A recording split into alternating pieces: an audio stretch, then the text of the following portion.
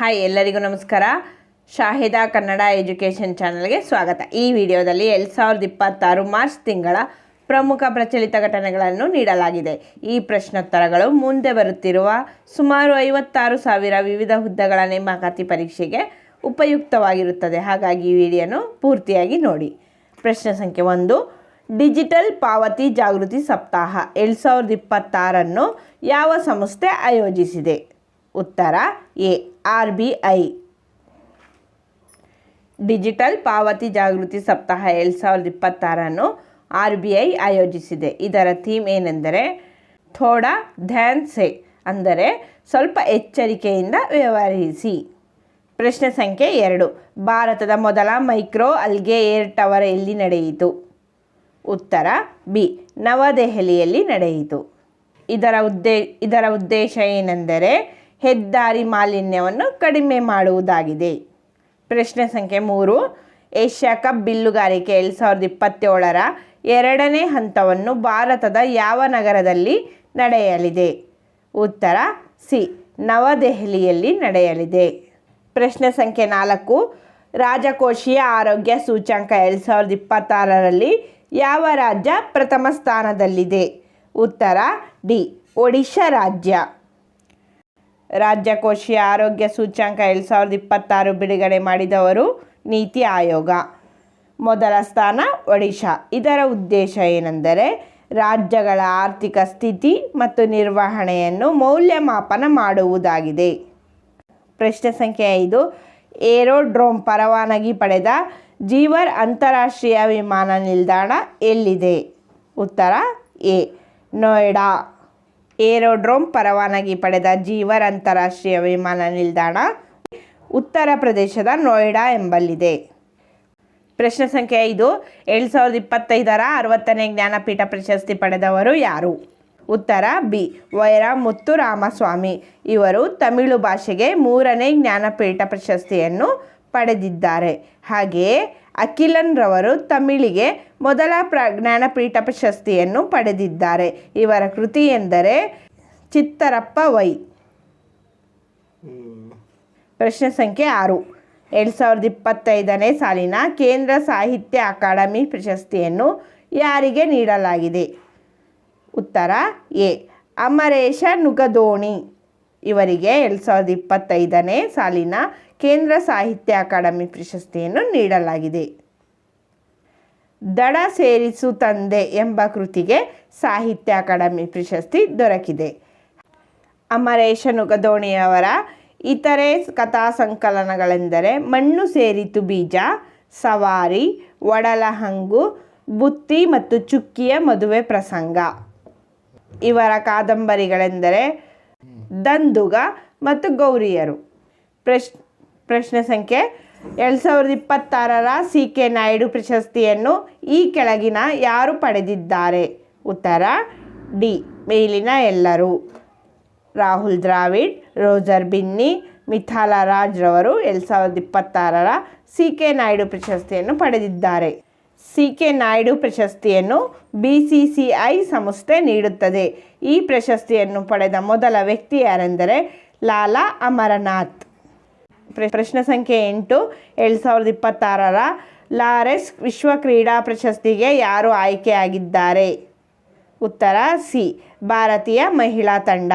ಇವರು ಲಾರೆಸ್ ವಿಶ್ವ ಕ್ರೀಡಾ ಪ್ರಶಸ್ತಿಗೆ ಆಯ್ಕೆಯಾಗಿದ್ದಾರೆ. ಪ್ರಶ್ನೆ ಸಂಖ್ಯೆ 9. 2026 98ನೇ ಆಸ್ಕರ್ ಪ್ರಶಸ್ತಿ ಪಡೆದ ಅತ್ಯುತ್ತಮ ಚಲನಚಿತ್ರ ಯಾವುದು? ಉತ್ತರ ಎ. One baton ಅನದನ್. ಇದು 2026 98ನೇ ಆಸ್ಕರ್ ಪ್ರಶಸ್ತಿಯನ್ನು ಪಡೆದ ಅತ್ಯುತ್ತಮ ಚಿತ್ರವಾಗಿದೆ. ಸ್ನೇಹಿತರೆ, 2026 ಆಸ್ಕರ್ ಪ್ರಶಸ್ತಿ ಪಡೆದವರ ಪಟ್ಟಿ ಹೀಗಿದೆ. 1ನೇಯವರು ಅತ್ಯುತ್ತಮ ನಟ ಮೈಕಲ್ ಬಿ ಜೋರ್ಡಾನ್. ಅತ್ಯುತ್ತಮ ನಟಿ ಜೆಸ್ಸಿ ಬಕ್ಲಿ. ಹಾಗೆಯೇ ಅತ್ಯುತ್ತಮ ನಿರ್ದೇಶಕರು ಪಾಲ್ ಥಾಮಸ್ ಆಂಡರ್ಸನ್. ಅತ್ಯುತ್ತಮ ಛಾಯಾಗ್ರಹಣ ಆಟಮ್ ಡ್ಯುರಾಲ್ಡ್ ಅರ್ಕಪ. ಅತ್ಯುತ್ತಮ ಸಾಕ್ಷ್ಯಚಿತ್ರ ಮಿಸ್ಟರ್ ನೋಬಡಿ ಎಗೇನ್ಸ್ಟ್ ಪುನೀತ್. ಅತ್ಯುತ್ತಮ ಪೋಷಕ ನಟ ಸೀನ್ ಪೆನ್. ಅತ್ಯುತ್ತಮ ಪೋಷಕ ನಟಿ ಆಮಿ ಮ್ಯಾರಿಗನ್. ಇವರು 2026ರ ಆಸ್ಕರ್ ಪ್ರಶಸ್ತಿಯನ್ನು ಮುಡಿಗೇರಿಸಿಕೊಂಡಿದ್ದಾರೆ. ಪ್ರಶ್ನೆ ಸಂಖ್ಯೆ 10. ಭಾರತೀಯ ಆರ್ಕಿಡ್ ಉತ್ಸವ 2026 ಯಾವ ರಾಜ್ಯದಲ್ಲಿ ನಡೆಸಲಾಯಿತು? ಉತ್ತರ ಡಿ. ಸಿಕ್ಕಿಂ ರಾಜ್ಯದಲ್ಲಿ ನಡೆಸಲಾಯಿತು. ಆರ್ಕಿಡ್ ತಳಿಯ ಹೂಗಳ ಪ್ರದರ್ಶನ ಮತ್ತು ಸಂರಕ್ಷಣೆಗೆ ಸಂಬಂಧಿಸಿದಂತೆ ಈ ಉತ್ಸವವನ್ನು ನಡೆಸಲಾಗಿದೆ. ಸ್ನೇಹಿತರೆ, 2026ರ ಮೊದಲ ರಾಜಾಜಿ ಉತ್ಸವವನ್ನು ದೆಹಲಿಯಲ್ಲಿ ನಡೆಸಲಾಯಿತು. ಸಿ.ಆರ್. ರಾಜಗೋಪಾಲಾಚಾರಿರವರ ಬಿರುದನ್ನು ರಾಜಾಜಿ ಎಂದು ಕರೆಯಲಾಗಿದೆ. ಇವರು 1931ರಲ್ಲಿ ತಮಿಳುನಾಡಿನಲ್ಲಿ ಉಪ್ಪಿನ ಸತ್ಯಾಗ್ರಹವನ್ನು ನಡೆಸಿದ್ದರು. ಪ್ರಶ್ನೆ ಸಂಖ್ಯೆ 11. ರಾಷ್ಟ್ರೀಯ ಹೆದ್ದಾರಿಗಳ ಹಸಿರು ಹೊದಿಕೆ ಸೂಚ್ಯಂಕ ವರದಿ 2025-26 ಯಾರು ಬಿಡುಗಡೆ ಮಾಡಿದರು? ಉತ್ತರ NHAI, national highway authority of India. ಅತಿ ಹೆಚ್ಚು ಹಸಿರು ಹೊದಿಕೆಯನ್ನು ಹೊಂದಿರುವ ರಾಜ್ಯ ಅಸ್ಸಾಂ. ಪ್ರಶ್ನೆ ಸಂಖ್ಯೆ 12. ಭಾರತದ ಮೊದಲ ಉಭಯಚರ ಡ್ರೋನ್ ಅವತಾರ್ನ ಪ್ರಮುಖ ವೈಶಿಷ್ಟ್ಯತೆ ಏನು? ಉತ್ತರ ಸಿ. ಗಾಳಿ ಮತ್ತು ನೀರು ಎರಡರಲ್ಲೂ ಕಾರ್ಯನಿರ್ವಹಿಸಲು ಶಕ್ತವಾಗಿದೆ. ಪ್ರಶ್ನೆ ಸಂಖ್ಯೆ 13. 2026ರಲ್ಲಿ MP ಬಿರ್ಲಾ ಸ್ಮಾರಕ ಪ್ರಶಸ್ತಿ ಯಾರಿಗೆ ನೀಡಲಾಗಿದೆ? ಉತ್ತರ ಬಿ. ಯಶವಂತ್ ಗುಪ್ತಾ. ಇವರಿಗೆ 2026ರಲ್ಲಿ MP ಬಿರ್ಲಾ ಸ್ಮಾರಕ ಪ್ರಶಸ್ತಿಯನ್ನು ನೀಡಲಾಗಿದೆ. ಯಶವಂತ್ ಗುಪ್ತಾರವರು ರೇಡಿಯೋ ಟೆಲಿಸ್ಕೋಪ್ ತಂತ್ರಜ್ಞಾನ ಮತ್ತು ಅಂತರಿಕ್ಷ ಸಂಶೋಧನೆಯಲ್ಲಿ ಮಹತ್ವದ ಕೊಡುಗೆ ನೀಡಿದ್ದಾರೆ. ಹಾಗಾಗಿ ಈ ಪ್ರಶಸ್ತಿಯನ್ನು ಯಶವಂತ್ ಗುಪ್ತಾರವರಿಗೆ ನೀಡಿದ್ದಾರೆ. ಸ್ನೇಹಿತರೆ, ಜಯಕಾಂತ್ ವಿಷ್ಣುರವರು 2025ರ ವಿಜ್ಞಾನ ರತ್ನ ಪ್ರಶಸ್ತಿಯನ್ನು ಪಡೆದಿದ್ದಾರೆ. Doctor V. ನಾರಾಯಣರವರು ಇಸ್ರೋದ ಅಧ್ಯಕ್ಷರಾಗಿದ್ದಾರೆ. ಪ್ರಶ್ನೆ ಸಂಖ್ಯೆ 14. ಈ ಕೆಳಗಿನವುಗಳಲ್ಲಿ ಯಾರು ನವದೆಹಲಿಯ ನೂತನ ಲೆಫ್ಟಿನೆಂಟ್ ಆಗಿ ನೇಮಕಗೊಂಡರು? ಉತ್ತರ ಎ. ತರಮ್ಜಿತ್ ಸಿಂಗ್ ಸಂಧು. ವಿನಯ್ ಕುಮಾರ್ ಸಕ್ಸೇನಾರವರು ಲಡಾಖ್ನ ನೂತನ ಲೆಫ್ಟಿನೆಂಟ್ ಆಗಿದ್ದಾರೆ. ಸೈಯದ್ ಅತಾ ಹುಸೇನ್ ರವರು ಬಿಹಾರದ ನೂತನ ರಾಜ್ಯಪಾಲರಾಗಿದ್ದಾರೆ. RS ರವಿರವರು ಪಶ್ಚಿಮ ಬಂಗಾಳದ ನೂತನ ರಾಜ್ಯಪಾಲರಾಗಿದ್ದಾರೆ. ನಾಗಾಲ್ಯಾಂಡ್ನ ರಾಜ್ಯಪಾಲರು ನಂದಕಿಶೋರ್ ಯಾದವ್ರವರು. ತೆಲಂಗಾಣದ ರಾಜ್ಯಪಾಲರು ಶಿವಪ್ರತಾಪ್ ಶುಕ್ಲಾರವರು. ಪ್ರಶ್ನೆ ಸಂಖ್ಯೆ 15. ಮುಖ್ಯಮಂತ್ರಿ ಮಾವನ್ ದಿಯಾನ್ ಸತ್ಕಾರ್ ಯೋಜನೆ ಯಾವ ರಾಜ್ಯ ಸರ್ಕಾರ ಪ್ರಾರಂಭಿಸಿದೆ? ಉತ್ತರ ಬಿ. ಪಂಜಾಬ್. ಆಂಧ್ರ ಪ್ರದೇಶವು 3ನೇ ಮಗು ಹೆತ್ತವರಿಗೆ 25,000 ನಗದು ಪ್ರೋತ್ಸಾಹಧನ ಘೋಷಿಸಿದೆ.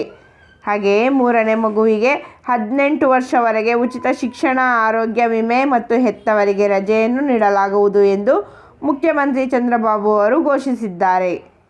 ಪ್ರಶ್ನೆ ಸಂಖ್ಯೆ 14. ಸುದ್ದಿಯಲ್ಲಿರುವ ದಯಾಮರಣ ಭಾರತ ಸಂವಿಧಾನದ ಎಷ್ಟನೇ ವಿಧಿಯ ಅಡಿಯಲ್ಲಿ ಅಡಕವಾಗಿದೆ? ಉತ್ತರ ಸಿ. 21ನೇ ವಿಧಿ. ದಯಾಮರಣವು ಭಾರತ ಸಂವಿಧಾನದ 21ನೇ ವಿಧಿಯಲ್ಲಿ ಅಡಕವಾಗಿದೆ. ಸ್ನೇಹಿತರೆ, ಇದೇ 21ನೇ ವಿಧಿಯಲ್ಲಿ ವೈಯಕ್ತಿಕ ಜೀವದ ಸ್ವಾತಂತ್ರ್ಯ ಹಕ್ಕು ಮತ್ತು ಖಾಸಗಿತನದ ಹಕ್ಕನ್ನು ಅಡಕವಾಗಿದೆ. ದಯಾಮರಣದಲ್ಲಿ 2 ಪ್ರಕಾರಗಳಿವೆ. ಅವುಗಳೆಂದರೆ ಸಕ್ರಿಯ ದಯಾಮರಣ ಮತ್ತು ನಿಷ್ಕ್ರಿಯ ದಯಾಮರಣ. ಸುಪ್ರೀಂ ಕೋರ್ಟ್ ನಿಷ್ಕ್ರಿಯ ದಯಾಮರಣಕ್ಕೆ ಕಾನೂನಾತ್ಮಕ ಮರಣ ಎಂದು ಹೇಳುತ್ತದೆ. ದಯಾಮರಣಕ್ಕೆ ಅವಕಾಶ ಪಡೆದ ಭಾರತೀಯದ ಮೊದಲ ವ್ಯಕ್ತಿ ಎಂದರೆ ಹರೀಶ್ ರಾಣಾ. ಪ್ರಶ್ನೆ ಸಂಖ್ಯೆ 17. ಸುದ್ದಿಯಲ್ಲಿರುವ ಗೋಲೆಸ್ತಾನ್ ಅರಮನೆ ಎಲ್ಲಿ ಕಂಡುಬರುತ್ತದೆ? ಉತ್ತರ ಡಿ. ಇರಾನ್. ಗೋಲೆಸ್ತಾನ್ ಅರಮನೆಯು ಇರಾನ್ ದೇಶದ ಟೆಹರಾನ್ ನಗರದಲ್ಲಿದೆ. ಇದನ್ನು ಹೂವಿನ ಅರಮನೆ ಎಂದು ಕರೆಯುತ್ತಾರೆ. ಇರಾನ್ ದೇಶದ ರಾಜಧಾನಿ ಯಾವುದು ಎಂದರೆ ಟೆಹರಾನ್. ಇದರ ಕರೆನ್ಸಿ ರಿಯಾಲ್. ಪ್ರಶ್ನೆ ಸಂಖ್ಯೆ 18. ಸುದ್ದಿಯಲ್ಲಿರುವ ಅಗತ್ಯ ವಸ್ತುಗಳ ಕಾಯ್ದೆ ಯಾವಾಗ ಜಾರಿಗೆ ಬಂತು? ಉತ್ತರ ಎ. 1955ರಲ್ಲಿ. 1948ರಲ್ಲಿ FCI ಕಾಯ್ದೆ. 1976ರಲ್ಲಿ ನಾಗರಿಕ ರಕ್ಷಣಾ ಕಾಯ್ದೆ. 1976ರಲ್ಲಿ ನಾಗರಿಕ ರಕ್ಷಣಾ ಕಾಯ್ದೆ ಜಾರಿಗೆ ಬಂದಿರುತ್ತದೆ. ಪ್ರಶ್ನೆ ಸಂಖ್ಯೆ 19. ಕೆಳಗಿನವುಗಳಲ್ಲಿ ಯಾರು ಚಿಲಿ ದೇಶದ ನೂತನ ಅಧ್ಯಕ್ಷರಾಗಿ ಆಯ್ಕೆಯಾಗಿದ್ದಾರೆ? ಉತ್ತರ B. Jose Antonio Castro. Finland ದೇಶದ ನೂತನ ಅಧ್ಯಕ್ಷರು ಅಲೆಕ್ಸಾಂಡರ್ ಸ್ಟಬ್. ಕೆನಡಾ ದೇಶದ ಪ್ರಧಾನಮಂತ್ರಿ ಮಾರ್ಕ್ ಕಾರ್ನಿ. ಬ್ರಿಟನ್ನ ಪ್ರಧಾನಮಂತ್ರಿ ಕೀರ್ ಸ್ಟಾರ್ಮರ್.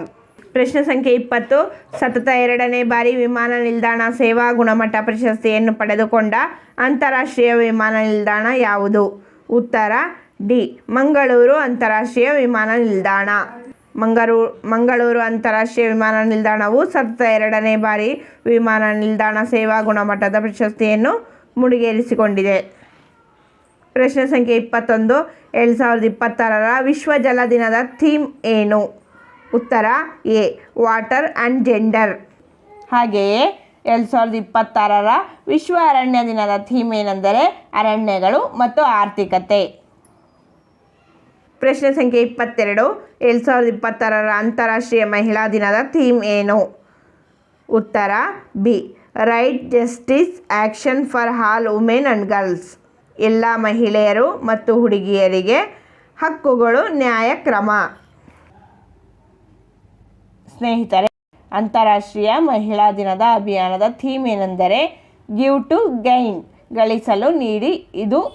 ಇದರ ಥೀಮ್ ಆಗಿರುತ್ತದೆ. ಪ್ರಶ್ನೆ ಸಂಖ್ಯೆ 23.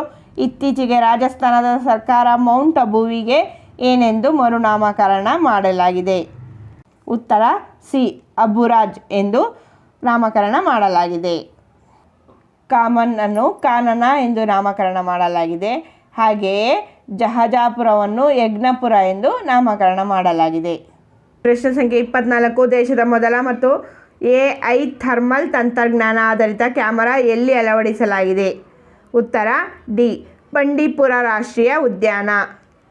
ಇಲ್ಲಿ ದೇಶದ ಮೊದಲ AI ಥರ್ಮಲ್ ತಂತ್ರಜ್ಞಾನದ ಆಧಾರಿತ ಕ್ಯಾಮರಾ ಅಳವಡಿಸಲಾಗಿದೆ.